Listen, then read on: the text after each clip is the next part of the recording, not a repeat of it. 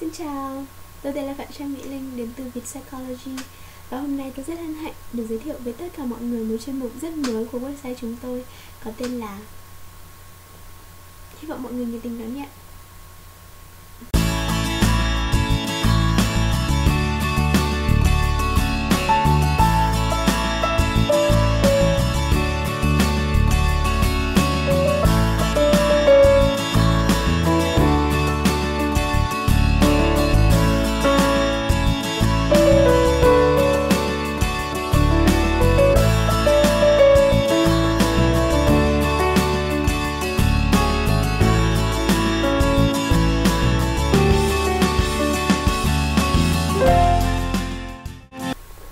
Hôm nay trong video đầu tiên, chúng tôi quyết định đem đến với mọi người một phát hiện về tâm lý học tương đối mới nhưng lại có giá trị và ý nghĩa vô cùng quan trọng đối với con người chúng ta. Phát hiện này có tên là Mirror Neuron. Xin tạm dịch ở đây là neuron phản chiếu. Những neuron này được tìm thấy ở vùng này của não bộ, ở cả hai bên, và có vai trò rất lớn trong cuộc sống hàng ngày của chúng ta. Nhưng tại sao lại như vậy? Con người có khả năng đồng cảm tuyệt vời. Có quan sát mọi người, chúng ta có thể biết được rất nhiều điều. Chỉ với việc theo dõi sắc mặt của một người, ta có thể đoán được cảm xúc của họ, mặc dù bản thân không hề trải qua những cảm xúc này.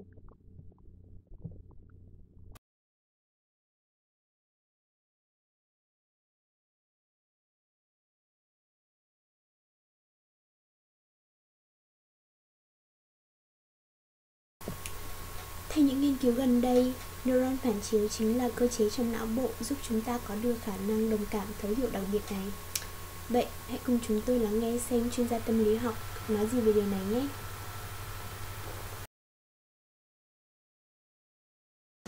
Well, the mirror neurons, from my understanding, were discovered by a scientist at the University of Parma in Italy. And their discovery was actually fairly accidental, that a researcher by the name of Rizzolatti was measuring from motor neurons in the cortex, which are kind of off to the sides here, in monkeys, in rhesus macaques. And in one of the rhesus macaques, they were studying a motor response where they laid some peanuts out on a shelf, and the monkey then would reach for the peanut, and whenever they reached for that peanut, then that cell would fire in their brain. And one of the things that happened, though, that how they kind of accidentally discovered this is that what he was studying was pretty well known, that there are certain neurons that fire whenever you make some kind of motor movement.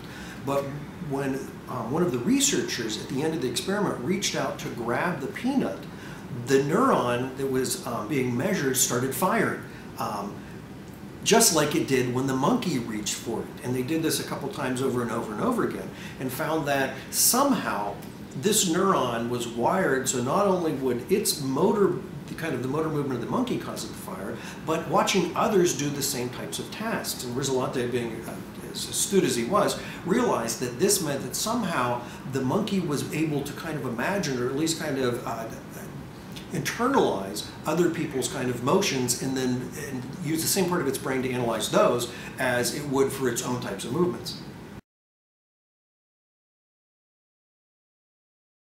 Now, why this is interesting is, up until recently, we kind of knew the inputs and outputs of the outer parts of the brain, the cortex. That we knew that there are certain parts of it that are there that respond to touch. There were certain parts of it that we knew that responded to motor movements, like I'd mentioned with rhesus macaques. But until recently, one of the big mysteries is exactly how do we, especially as primates, learn just by watching. How would you learn a motor function? How would you learn to do something when you've never done it yourself?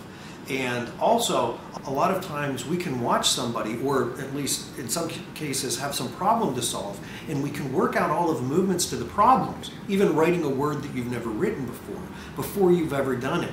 And so this discovery of these mirror neurons, one of the things that they gave us an insight into is how your brain then represents things that aren't really happening to you, that aren't going on right now. So you can think of these things as having two major roles. One of it is to be able to look at other people and kind of learn from just watching them. But another thing that it does is allows us to internalize kind of behavior and allows us to plan movements and kind of even complicated movements before they even happen. Rất thú vị phải không các bạn? Như vậy, nói một cách đơn giản, nếu các bạn thấy tôi cầm chiếc bánh này, có lẽ các neuron phản chiếu trong đầu bạn sẽ phản ứng vô cùng dữ dội. Có lẽ bạn sẽ bắt đầu nghĩ về mùi hương ngọt ngào hấp dẫn của chiếc bánh, vị béo ngậy của lớp kem trắng mịn màng, hay vị đắng nhẹ nhẹ quyến rũ của lớp sô-cô-la. Và chắc hẳn bạn sẽ vô cùng tức giận nếu tôi làm điều này.